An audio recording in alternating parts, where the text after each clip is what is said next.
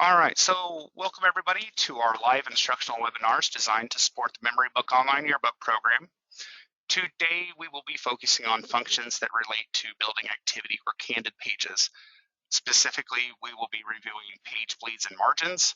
We're going to go over the toolbar, design functions, templates, maybe touch on custom and click and go templates, and then kind of wrap it up with themes and how you can add theme art that goes along with our covers into your pages. This webinar is approximately going to take about 45 minutes, so we're going to go ahead and get started. Now, where I'm at in the program right now, I'm already on a page and in the page designer, and I'm kind of zoomed in. The first thing we're going to cover is bleeds and margins.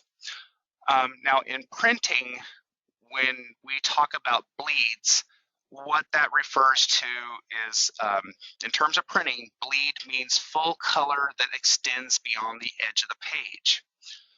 Now, when looking at, and why the bleed is important is when your pages go into production and they go to get trimmed, if you have, there's usually a trim line, and if we're looking at one of our pages here in the program, this red line that's right here, this is our estimated trim line. So this is where it's estimated your page is going to be trimmed at. Now, when your page goes into production, why it's important to have full color extending beyond where it will be trimmed is that way when you get the finished product, there's not any kind of unsightly kind of edging or white edging or something where you're still seeing the paper. So if you have your backgrounds bleeding, and that's when you're looking at one of our pages, this outer gray area, this little thin gray area right here, this is our bleed area. So as long as you have your backgrounds extending all the way out to that, you shouldn't have any kind of issue when it goes to get trimmed. It'll be kind of a nice clean cut with full color out to the edge. Now, if our trim line that is here, we say it's an estimated trim line, and that's because there could be a variance of up to 1/8 of an inch during printing. That variance comes or can come or be caused by how well that the trimmer is operating that day, the actual machine. Are the blades sharp enough, which we usually try to keep those, but how much stuff is being cut at one time could also be whoever the operator is. If one cuts better than another. So that's why it's an estimated, and it can be estimated up to 1/8 of an inch that's there. Moving more into your page here, if I kind of scale in, we have our blue line that runs right around the page here that has the grid lines here. This blue line is our page margins. So this is where you're going to want to keep all important photos and text within whenever you're building your candid or activity pages. And keeping everything within the margins just ensures that nothing's at risk of being trimmed in final production. Some other things that when we're talking about trimming or when you're building certain pages, some things that we kind of like to bring to your attention. Whoop, zoomed the wrong way here. But some things that we're going to bring to your attention are if you're building, depends on the type of candid page you're building. If you're building a collage page where you're just dragging and dropping photos onto the page, not using a template, you can just drag and drop photos to a page and then push them all the way out, to the edges, into the middle of the book where the binding is to watch which photos are going where. So if this photo that I have here, two students, one is where the photo is actually, stops right above this kiddo's head right here. So when you're placing images or doing a collage page, what you're looking for is when you're putting stuff out to the bleed, ideally what you're putting out to the bleed needs to be something like empty space or background or just areas of a photo that are not really going to be affected. So if a photo like this right here, it's when you're building a collage page, it's going to work really well if you put it to the inside margin or into the gutter that's right there. And that's just because there's a lot of open space. The focus of our photo is right here, still within our margin line. It's also going to work really well, going out to the outer edge of the page. A lot of open space that's right here, and nothing's really at risk of being trimmed or nothing important. The focus of our photo right here is well within our margins. Same goes if we were to take this all the way down to the margin area. Some kind of empty space, or it's not anything that's kind of critical. It's just maybe some hands and a little bit of torso here. But the focus of the photo, well within the margins. Where this particular photo is not going to work well is at the very top, just because the photo stops right above this kiddo's head.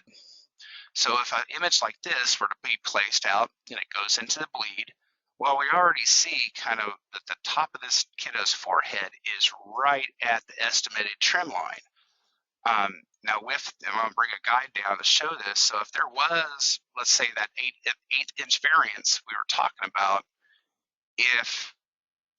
let's say it runs short, well, we could be even taking off more of this kiddo's head than what we really wanted. So I just want to keep that in mind. If you're building full collage pages, just keep in mind the open space that you have around.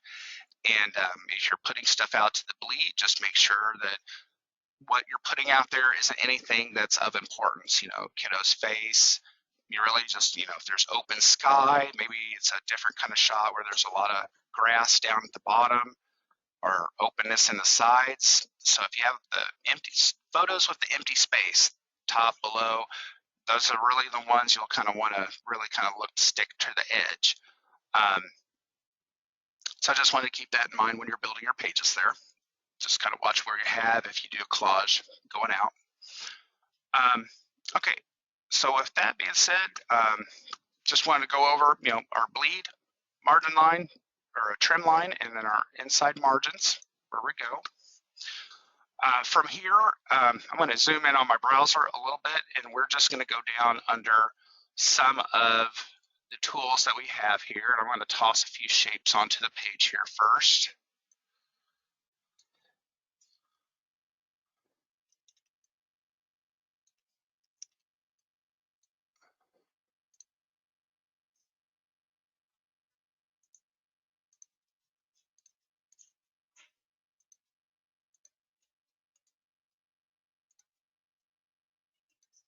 Okay, and let's zoom in just a little more here. All right, so we're within the page designer and just kind of going over what we have in our menus and what kind of tools that you have to work with when you're building your pages. So just kind of starting off, just under the first, we'll go under File. Under File is where you're going to find options such as Save, Save as Template, Save as Practice Page. So regular save, this is also a shortcut icon that is right here if you want to save your pages. Save as template. We'll come back to a little bit about this more later when we're talking about templates, but ideally if you take one of our designs and you kind of modify it or you build your own layout, you can then save it as a template and then use your own design on other pages. Practice pages are just that. They're not the actual pages that you have in the page ladder. Basically, there's a spot you can kind of start on a practice page. It looks like a design page. It's exactly that. It's a practice page. You can use, bring certain photos on, try different formatting, kind of test things. Some we've even seen to where they built a full page. You can build a full page as a practice page. And, if it turns out to be something that, oh, wow, I really like this. I actually now want to use this in the book. You can then later take that practice page and drop it on one of your actual design pages to be in the book. Also, going down here under File, we're going to have Page Info. So it's just going to tell you things like, you can mark it complete, where the status of it is. So it's yellow's in progress. If it's assigned to anybody, when it was last edited. So I have Page Info. View PDF. This is if you want to have a PDF proof of your page that you can print out for review. View PDF is also a shortcut icon that is up here. It looks like a little printer icon. It'll say preview page up at the top.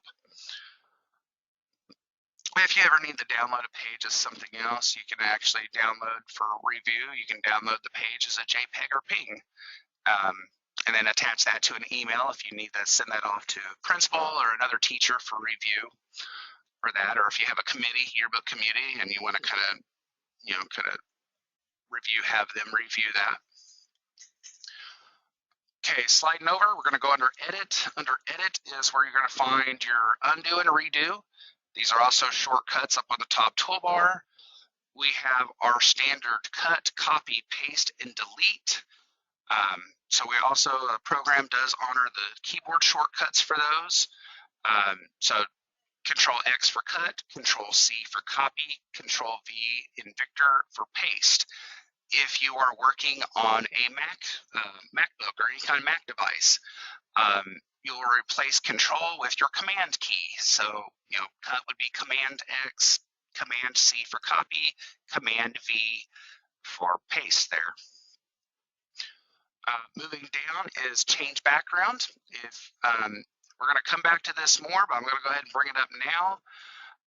What the change background is, this menu that I got to pull up right here, this is going to help us with changing out backgrounds on our page to where we can make backgrounds solid color, if you just want a solid color background, or you can navigate out to our theme art or your own backgrounds if you've uploaded your own backgrounds to the program.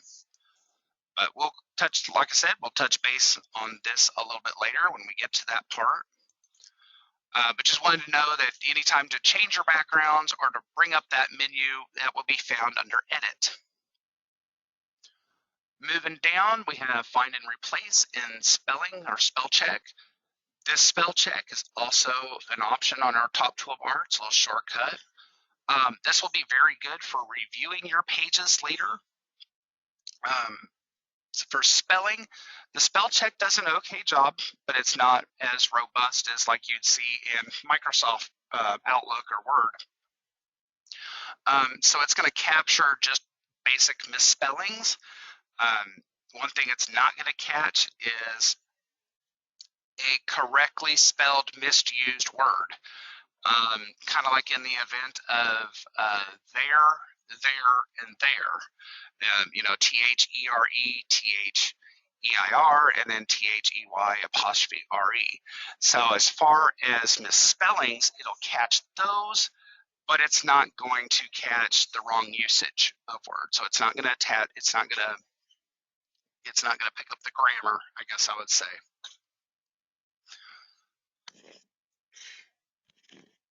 All right, so also moving down, when you're looking to select things on a page, you can just click on an item individually. If you want to grab multiple things on a page, you can just click and hold and draw out a selection box. They'll highlight multiple items at a time. Under the Edit and back under Select, Select All is going to select everything that's on the page. Or if you just want to choose images or text boxes, shapes, it's great at finding those. If you're looking to find incomplete elements, and by incomplete meaning later when you get close to review and completing and submitting your pages, hitting select and incomplete is one way it's going to help you find any empty text boxes or empty photo boxes. Or if you just want to find locked elements, you can do select and then do locked elements.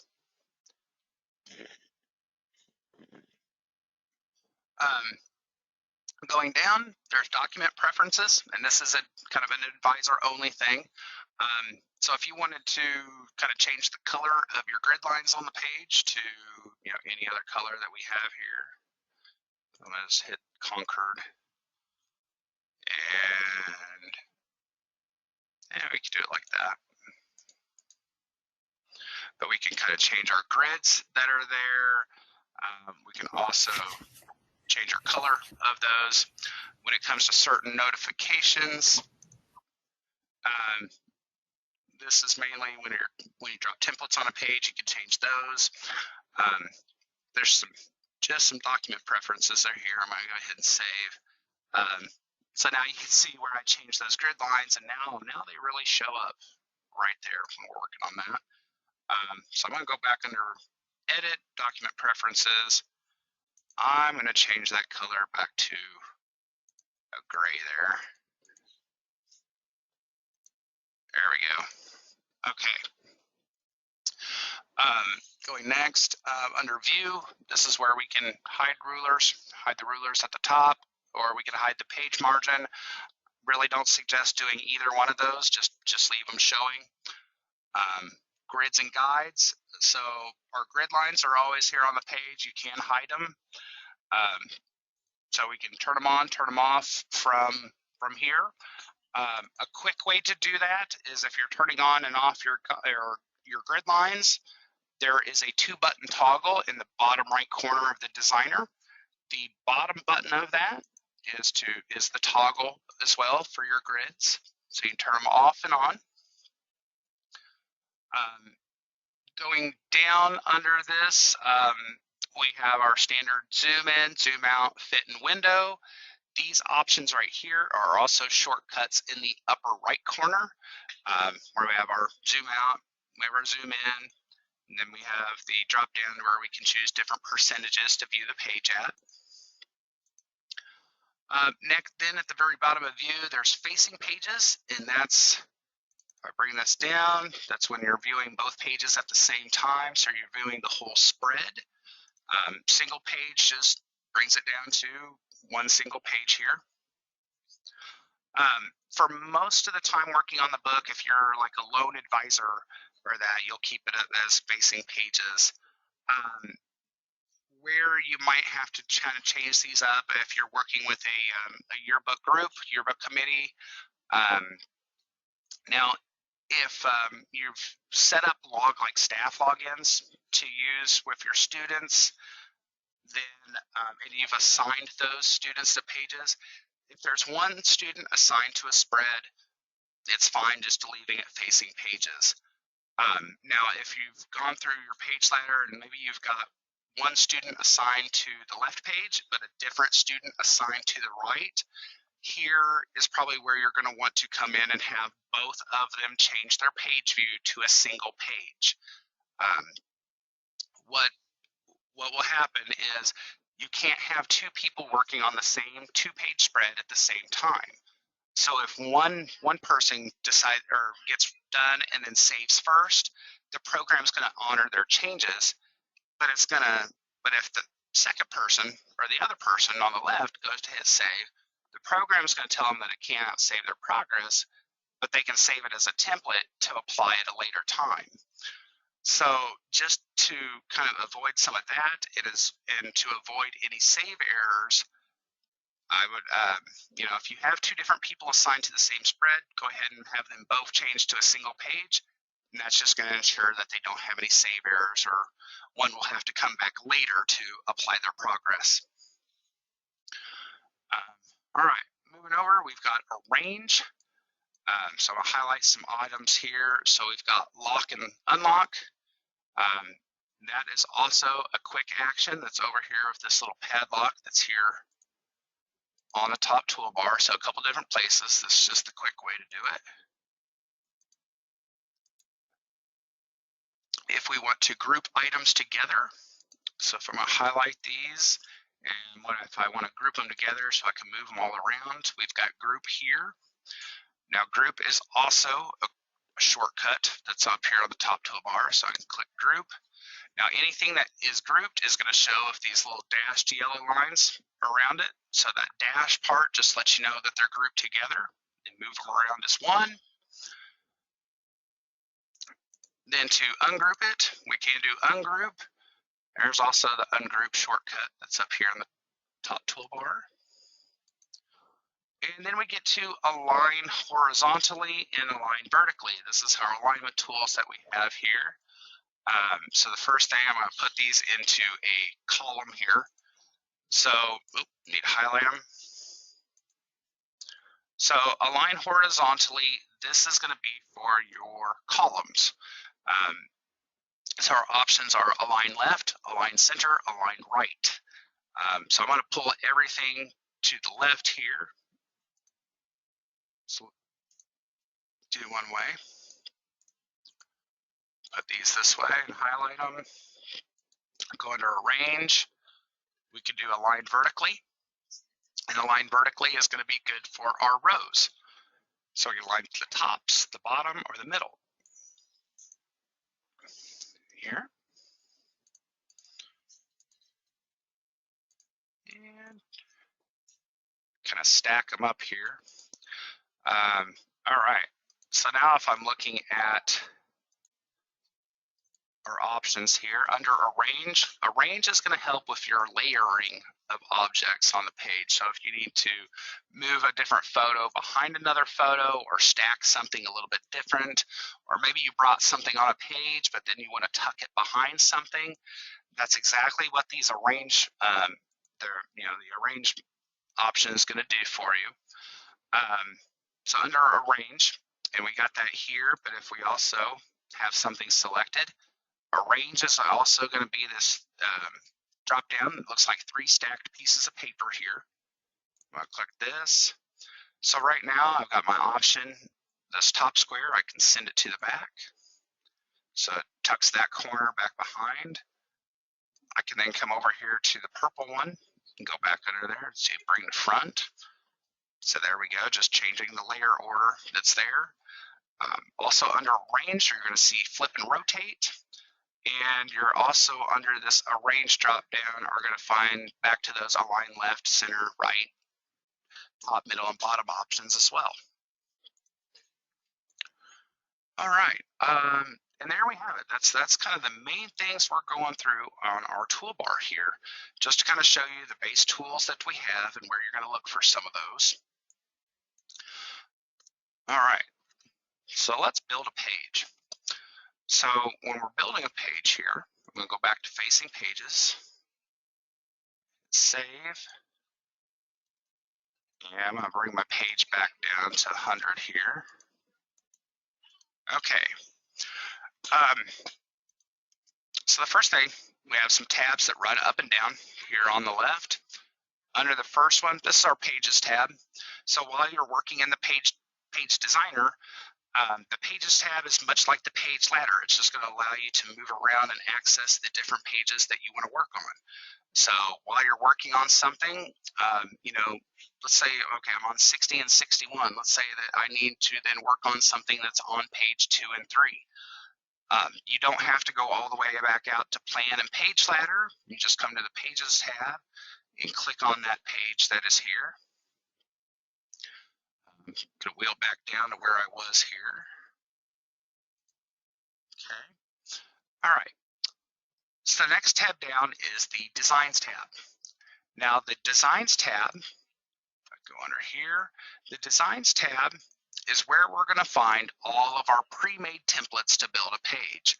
So in this case, since we're building an activity page today, under Designs and under, if I click the drop down, I'm going to look for the Page Surfer section here. Page Surfer houses quite a few different categories here that are all full page templates, great for candid and activity pages. Now, of the categories that are under here, Candids has some of the more kind of basic layouts. They just mainly have photo boxes, or maybe they consist of photo box and heading. But there are some of the there's simple designs that we have here.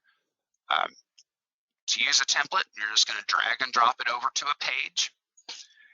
You're then, a lot of times when you bring a template over, you're going to get a retain existing content message.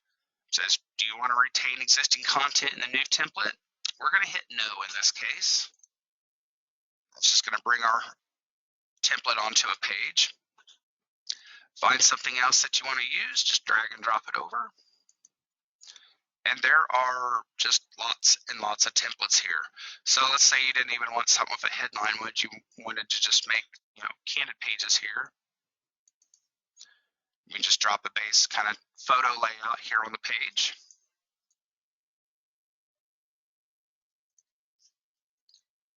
Okay, so I'm going to drop these over here. So I'm just going to start with these for now. Now, when we're working with our templates that are here, like I said, some start with text boxes, some have just photo boxes that are here, or some just have shapes. You know, I want to find just one different that doesn't start with a background there.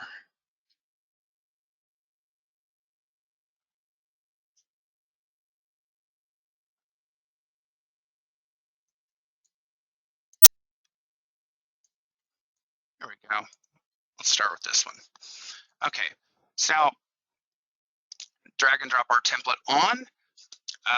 Now when we're working with our templates kind of start this way, but they don't have to, they're not anything that's set in stone. So if there are parts of a template that you want to change, maybe, you know, there's a section where you want to add a text box, or maybe you want a different heading style that's up here. Or maybe you don't even want the boxes to be square. So let's say, let's kind of work on some of those and kind of change our look at our page. So the first thing I'm going to do is maybe I want to change the style of the top of, you know, change my heading up here. Well, I can highlight those letters that are used there, and I'm just going to hit my delete key to take those right off. Now I'm going to go back under designs, and from the drop down, this time I'm going to look at click and go. Click and go templates, they're not full page templates like some of the other things under page server, but what click and go templates are, they're smaller little groupings of elements that can be used to fill in spots on a page. You can also take some of the different click and go elements that you find within them and actually make your own custom layout if you'd like to.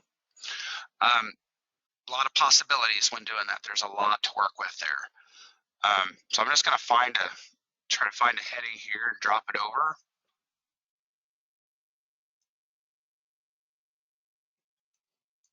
Okay, I like that because it's got a mixture. It's got text, it's got a shape part component to it. But I like this. This is kind of the one I'm going to go with today. So I got my click and go heading on here. I want to zoom in just a little bit because when click and go templates come over, you notice it has the little dash lines that are here. So in order to work on our click and go template, I'm just going to go up and hit ungroup. And maybe I'm going to,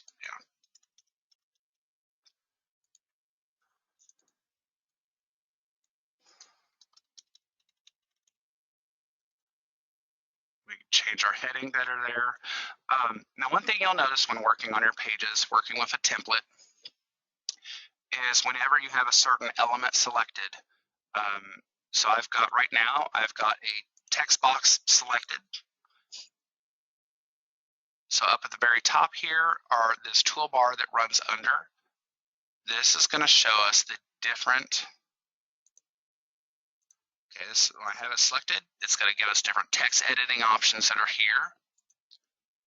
Same with this one, it's going to show that I've got different text editing options ready to go. If I have a photo selected, I'm going to have then photo options show up that I can work with those photos. All right, bring this down a little bit. Okay, so let's see here. Now let's say that, you know, maybe I didn't want to have, you know, square corners. Maybe on all of our templates, I wanted to make these rounded. I'm going to highlight all my boxes here. And for some of this, we're going to look to formatting and effects. We're going to go under our drop down with this little magic wand up here, format and effects. And the first option here is round corner. So I'm going to take that to, I'll just do 18 for now. And I'm going to come to the other side here.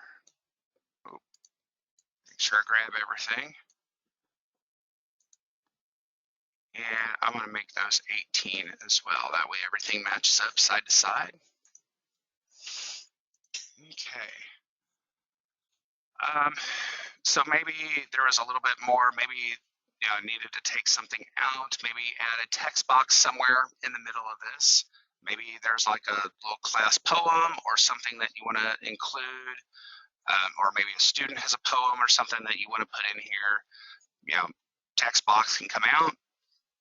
Now if we want to add just an individual element, I'm going to go to the text tab over on the side, and I'm going to look at some of these, what we call right here, we call these styles. Now, a style is a text box, but the way this style is the style is just how that text box starts. It's going to start in whatever font style, the font that it is and the size. So on this one, I'm just going to grab the body copy one and drag it over. And that adds a text box here to my page. And I'm going to size my text box the way, just kind of to fill that area so that when I get my poem, I can paste it in. Now, like I said, the text box, when you bring a style over, it's a text box. It just starts with that particular size, color, and style. Once it's on the page, though, it's fair game to then change to any other style that we have here. So if you want to change your options. Okay, now let's say that maybe maybe you liked, hey, I like this base template. This is the template that I want to take to my other pages. So now is the time where, if you wanted to save this layout as your own, you'd go up to File, do Save as Template. Down below, this is the spot to give it a name.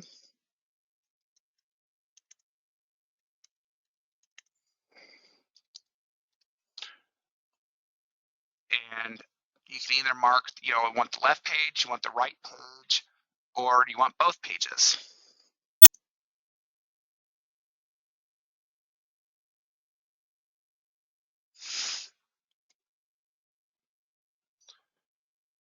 And I'm going to hit save.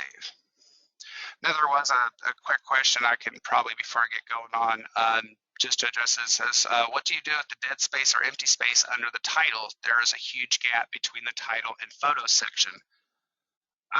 It's up to you on a template like that. Like I said, nothing here is set in stone. So, you can adjust photos. You can bring something up, make certain photos larger. It's just however you want to rework the page. So it's, like I said, nothing's set in stone. So if you want to rearrange stuff to kind of fill in those gaps a little better, yeah, you're definitely able to on those. But no, I thought I'd just kind of work that in here quick there. But yeah, just if you have empty space, I mean, make the most of it. You can adjust the size of boxes and all that. Like I said, the templates aren't anything set in stone, so you're able to adjust stuff a little more to your liking. Get rid of that. Okay, so I saved that template. So then if I went to another page here, uh-oh, I didn't save my changes. That's all right. I'll come back here and don't have anything here. So if I go to, now we did save that progress as a template. So to find your progress, so if you ever find, if you ever save your template, you will then want to take it to the other pages. You're going to go to the Designs tab here to find that. So you're going to go to Designs. You're going to go under Custom this time, and you're going to go to My Templates.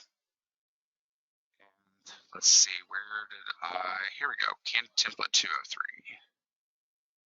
And you're just going to drag and drop your template onto the page. So definitely, feel free, if you're going through our templates and, if you have an idea in your mind and maybe you're not sure how to just kind of start building that from scratch, maybe if you start with one of our templates, you can kind of get that idea where you want it to be. And then, once, if you have something that you like, and you want to take that across other pages, just, File, Save as Template, any of your own templates are going to show up under My Templates for you then to drop on other pages. Let's see. So we've got our template. We dropped it back on.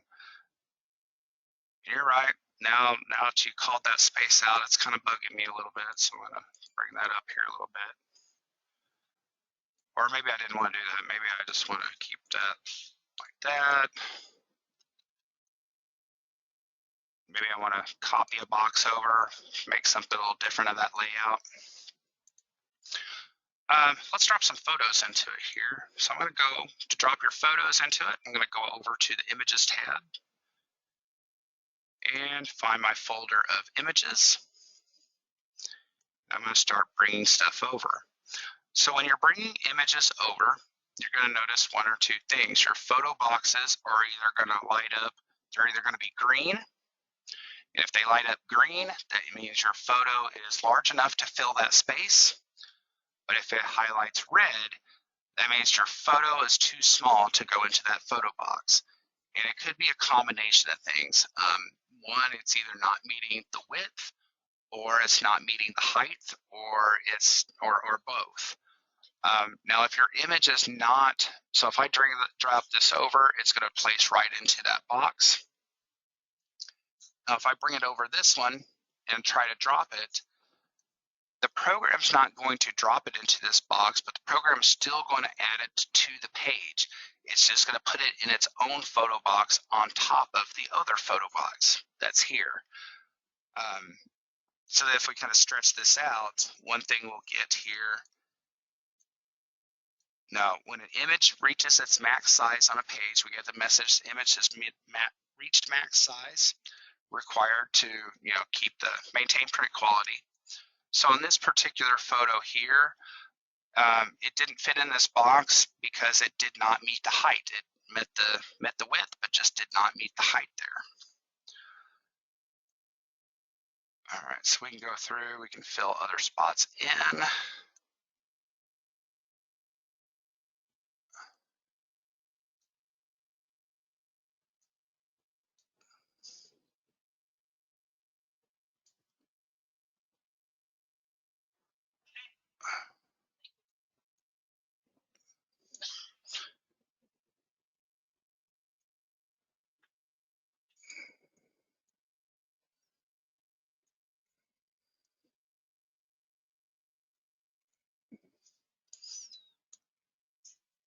And yeah, I probably don't need to fill in, small one there. Probably don't need to fill all these in, so I'll just do this first page here. But yeah, once you get your layout on the page, you have your photos, your folder pulled up. A lot of it is just dragging, dropping it into the spots. Just kind of very easy peasy, dropping them in there. Again, if it highlights green, that means that's going to place into that template. If it highlights red, you know that there's something with the photo, whether it's, doesn't meet height, width, or both. All right, so now that we kind of have our base stuff into their template, we've got some photos on here, we've got some text. What is some of the other formatting that can be done? Just kind of with your photos, I'll just take the top two here and highlight those. So let's say that, maybe we wanted to put a little small, simple border on these photos to make them stand out a little bit better. So with them selected, we can do some format effects. This little magic wand icon up at the top here. So I'm going to unpin this to keep it around. Like I said, we can round corners. We could change transparency, make it see-through. If they were a little dark, that's what tint was for. We can lighten them up a little bit. If we go too far over, it just kind of washes them out. If we want to add drop shadow or outer glow, that kind of gives it a look to where, so I'm going to do drop shadow. Makes it appear like it's coming off the page a little bit, and then we can change and adjust the attributes there. Now to add the simple border to these, we're going to go down to these drop downs. So we're going to look at stroke size. So if I go to the drop down and we look at the different point numbers here for the strokes, so the smaller the point, the thinner the stroke will be. So if I'm just going to hit 2 on these, and then 2 is a good average, simple border that we see a lot. And again, the higher the point number, the thicker that stroke will be. So 9 is the largest size, but then pretty thick black stroke there. And back that off, back down to 2.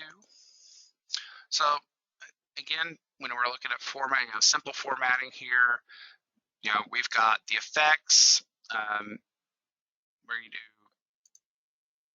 rounded corners, some transparency, drop shadow. This drop down up here will allow you to do stroke. Now, some other things that we can do, and if you're logged in as the advisor, we can go up to this little circle icon right here. It's Snap Edit. Snap Edit allows you to do some more image editing that is here. So we have different filters that you can do. So if you want to do black and white, you can make that photo black and white. We have the sepia tone if you want to give it kind of the old-timey Western look there. There's also overlay to overlay different colors. Colorize. This one it's kind of using the different colors here, and it just kind of makes it all that. Lighter colors tend to kind of wash out the photo a little bit. Darker colors then make it kind of a little better. You can see it a lot better there. One thing really on the colorize, and how I kind of like to work around that, because with the overlay, adds a color over here, but you still see a lot of the color through there. I actually like to mix overlay with the black and white here. So if I go black and white, then I'm just knocking out all the extra color, and I put my overlay, it gives it that whole teal look that is there. You can also mess with brightness, contrast, saturation, different levels, if you need to work or adjust certain photos.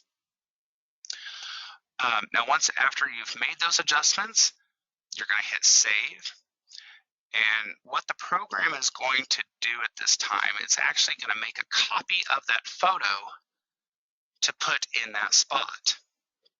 So if we were to look back, if I go back over here, we were to look at our photos, I can then see the original, and then I can see the copy that is here. So you'll always, if you do any of the formatting or the filters or anything like that, like I said, the program keeps a copy of it or makes a copy of it for the page, but you always have your original to revert back to in case you want to use your original somewhere. Okay, so we've kind of gone over some formatting basics. Tell you what, let's then go over how to kind of wrap this up with a background. So far, again, with our backgrounds, to pull up that background menu, we'll go under Edit, and then we're going to go to Change Background. Bring our menu here. So on the Change Background menu, we get to select which page that we're going to work on at a time. So whether you're doing left page or right page. Below that, let's say if you want to just do a solid color background, here on the menu, you're going to go under Background Color. And from this drop down, you'll then choose the color that you would like the background to be in. Now, if you wanted to pick one of our theme art, or any of our backgrounds, our theme art backgrounds, or even possibly use your own backgrounds, here's where you're going to use the menu, and you're going to go under Choose Image.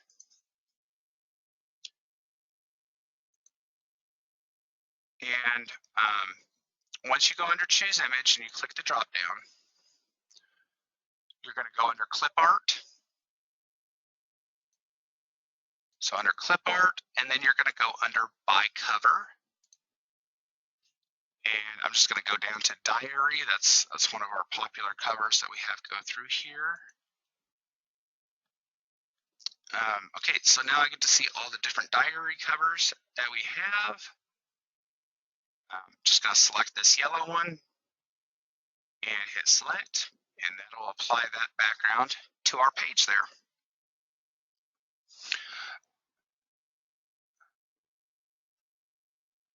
Now, that is how you would get to theme backgrounds. Now, if you did have a theme, and some of the theme does have like certain pieces of clip art that go with it. The clip art for that theme you can get to by going over to the art tab that's over here on the right, or I mean on the left. So I'll go under art. Again, I'm going to go under clip art. And from the drop down, I'm then going to navigate to that particular cover folder. So I'm going to go to diary. And so a diary, it's got like some scratch pieces of paper, some tape. So if I wanted to bring over some tape there on the page and throw on, maybe I wanted to bring over this thought bubble that's here.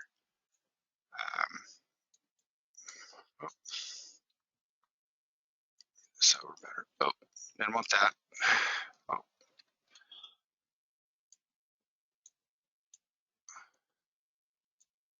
Bring that more on the page.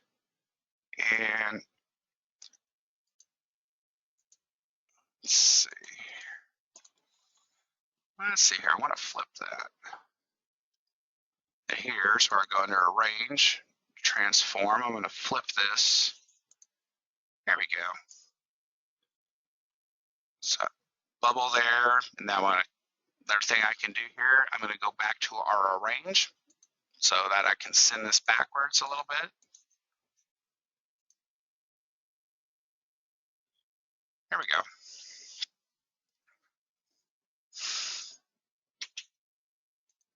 And I don't want that there.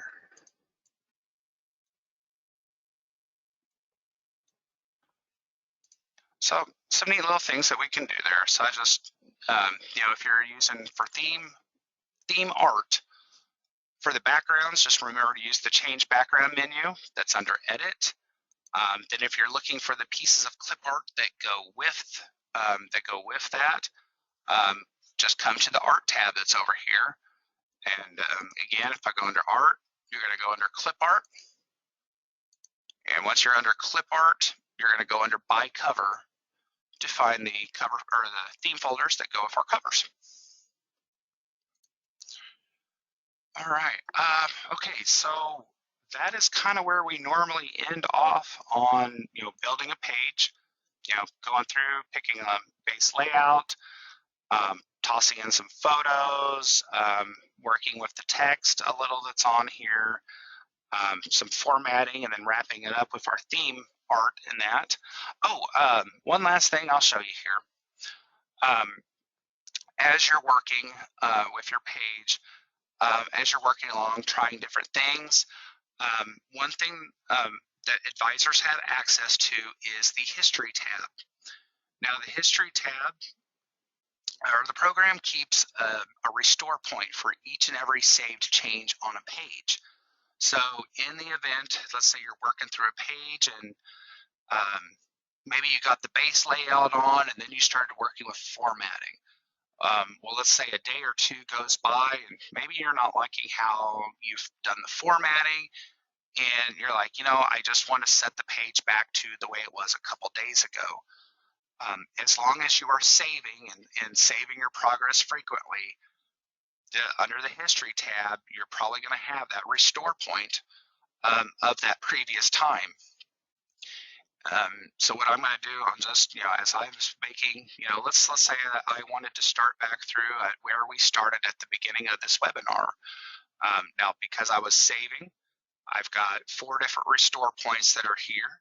So I'm just going to find that restore point that I want to go back to. I'm just going to drag and drop it over to the page. That's where we started at for the day. So neat little thing, in case you ever get so far, maybe if you do need to revert back to something, like I said, advisors only have access to the History tab. So, if you don't like the way something goes, or maybe you want to go back to and start over at a particular point, definitely use the History tab there. It'll get you back to the point that you need. Okay. With that said, have a few minutes here. If anyone would like to, I can open this up to kind of any questions that we've gone over for today. Um, Either way that we want to do this, if you want to just put your questions in the chat, we could do it that way. Or if you wanted to unmute yourself, I've got 5 or so minutes here that I can go and touch over any questions.